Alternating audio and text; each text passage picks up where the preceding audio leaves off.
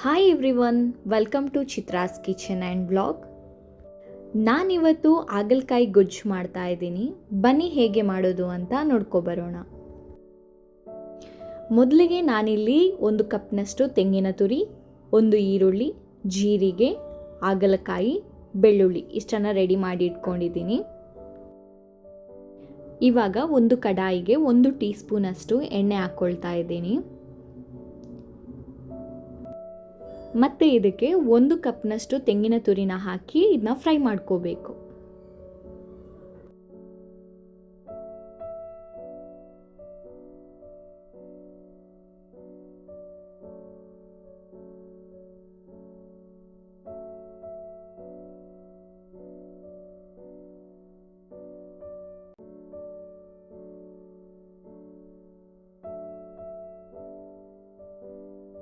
ತೆಂಗಿನ ತುರಿ red colour ಆಗುವವರೆಗೆ ಇದನ್ನ ಫ್ರೈ ಮಾಡ್ಕೊಳ್ಬೇಕು.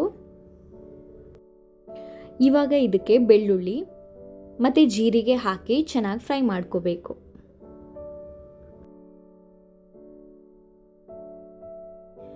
ಇವಾಗ ಇದು ಚೆನ್ನಾಗಿ ಫ್ರೈ ಆಗಿದೆ. ಇದಕ್ಕೆ ಸ್ವಲ್ಪ ಅರಿಶಿನ ಪುಡಿ, ಮೆಣಸಿನ ಪುಡಿ, ಸಂಬಾರ ಪುಡಿ ಇಷ್ಟನ್ನು ಹಾಕ್ಕೊಂಡು ಚೆನ್ನಾಗಿ ಮಿಕ್ಸ್ ಮಾಡಿಕೊಂಡು 3 to 4 ಮಿನಿಟ್ಸ್ ಆದಮೇಲೆ ಗ್ಯಾಸ್ ಫ್ಲೇಮ್ನ ಆಫ್ ಮಾಡಿಡಿ. ಇವಾಗ ಫ್ರೈ ಆಗಿರುವ ಪದಾರ್ಥನ ನಾನು ಮಿಕ್ಸಿ ಜಾರಿಗೆ ಶಿಫ್ಟ್ ಮಾಡ್ಕೊಳ್ತಾ ಇದ್ದೀನಿ.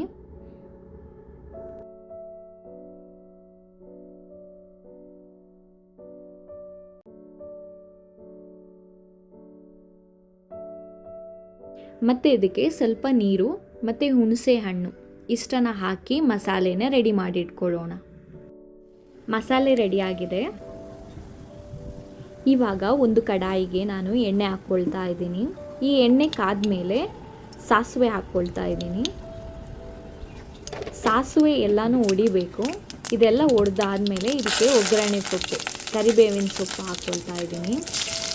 ಮತ್ತು ಇದಕ್ಕೆ ಕಟ್ ಮಾಡ್ಕೊಂಡಿರುವ 1 ಈರುಳ್ಳಿನ ಹಾಕ್ಕೊಂಡು ಚೆನ್ನಾಗಿ ಮಿಕ್ಸ್ ಮಾಡಿಕೊಂಡು ಫ್ರೈ ಮಾಡ್ಕೊಳ್ಬೇಕು ಈ ಆನಿಯನ್ನ.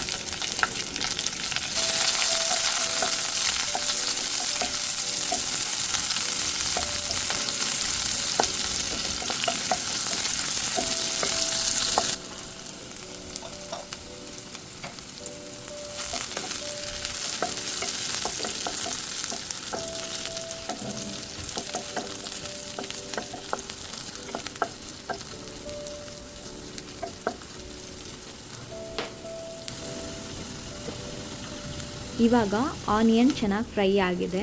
ಇದಕ್ಕೆ ಕಟ್ ಮಾಡಿ ಇಟ್ಕೊಂಡಿರುವ ಹಾಗಲಕಾಯಿನ ಹಾಕ್ತಾ ಇದ್ದೀನಿ.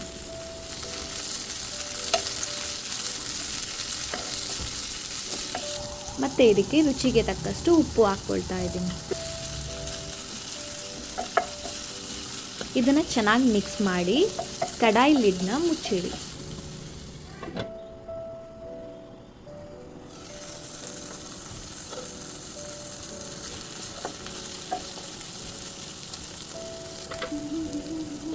ಇವಾಗ ಹಾಗಲಕಾಯಿ ಬೆಂದಿದೆ. ಆಲ್ರೆಡಿ ರುಬ್ಬಿಟ್ಕೊಂಡಿರುವ ಮಸಾಲೆನ ಆ್ಯಡ್ ಮಾಡ್ಕೊಳ್ಳೋಣ.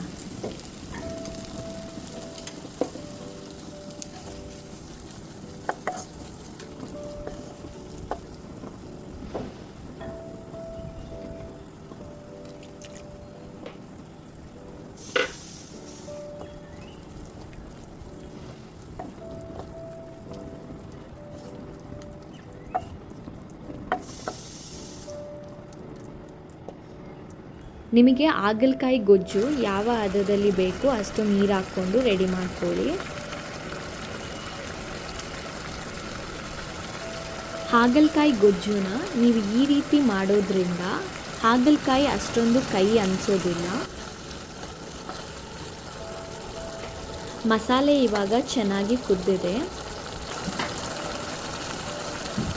ಕೊನೆಗೆ ಇದಕ್ಕೆ ಕೊತ್ತಂಬರಿ ಸೊಪ್ಪನ್ನ ಆ್ಯಡ್ ಮಾಡಿಕೊಂಡ್ರೆ ರುಚಿಯಾದ ಹಾಗಲಕಾಯಿ ಗೊಜ್ಜು ರೆಡಿ.